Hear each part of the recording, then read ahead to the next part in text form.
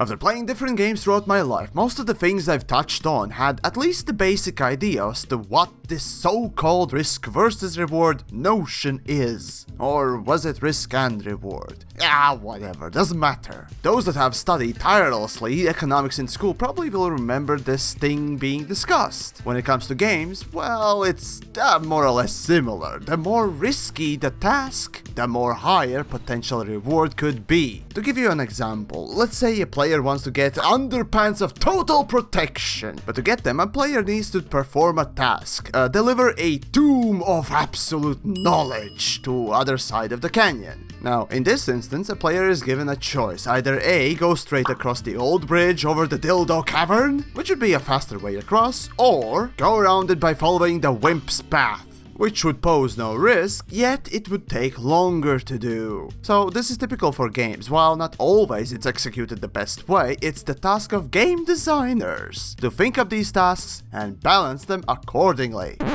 Oh no, I just realized that I'm about to talk about Elite, a game that has aliens in it and yet is itself an alien to the world of balance.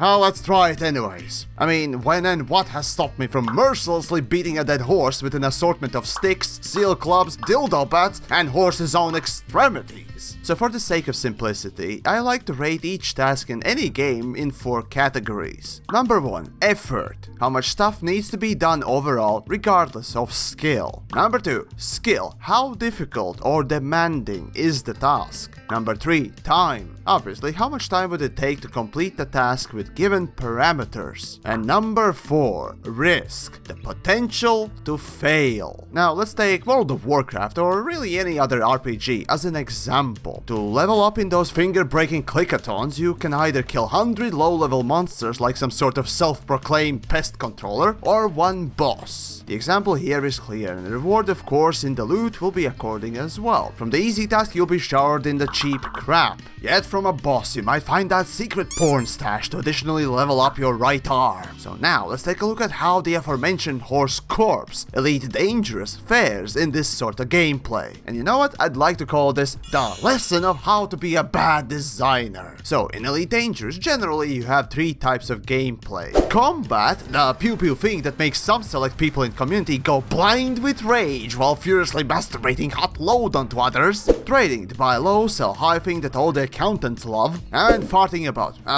exploring, looking at procedurally generated things ad nauseum. So which one of the gameplay types would you say is the most lucrative? Well, to those that are unfamiliar to how Frontier developments work, you probably guessed combat. And you'd be wrong! Even though piloting a ship and putting your life on the line is the most risky thing you could do, the reward you get by collecting wanted criminal ball sacks will net you about twice as low as doing exploration with selective routes, or even generic trading. Mind you, I have tested this. To me, it's baffling to see that the gameplay mode where you absolutely have no risk involved, just time farting about and looking at things, you can be way more effective than actually putting your life on the line and demonstrating control and knowledge to beat an enemy in a fight.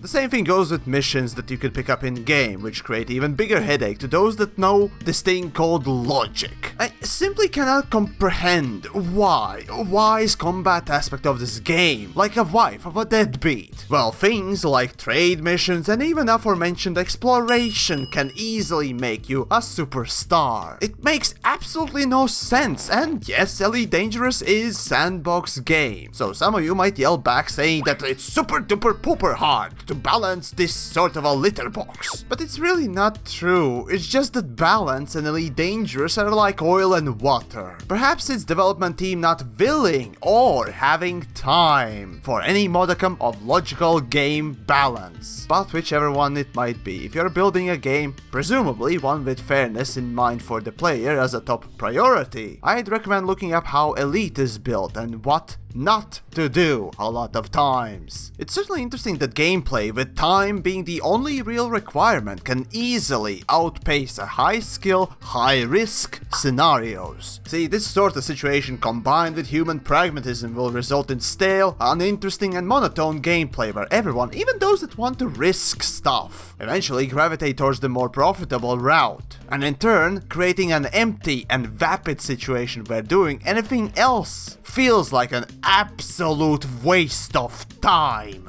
Bravo, a big portion of your game is garbage. You have spent time developing garbage. Are you happy? I sure as hell would love to know that my coding efforts, or playtime, is wasted. So hopefully you get the point and learn something today, in which case do let me know what you think of the whole risk and reward gameplay, and perhaps Elite as well in that regard. Now that I think of it, did I mention Dark Souls 3? No, I didn't. Okay, so let's go. It's certainly interesting that gameplay with time... Oh, fucking hell. I'm not dead yet. So hopefully you get the point and learn something today. In which case, do let me know what you think of the whole risk and the reward.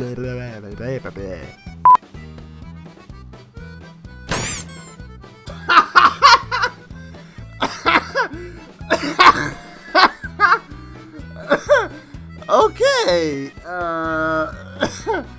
okay, that's great. Didn't expect that.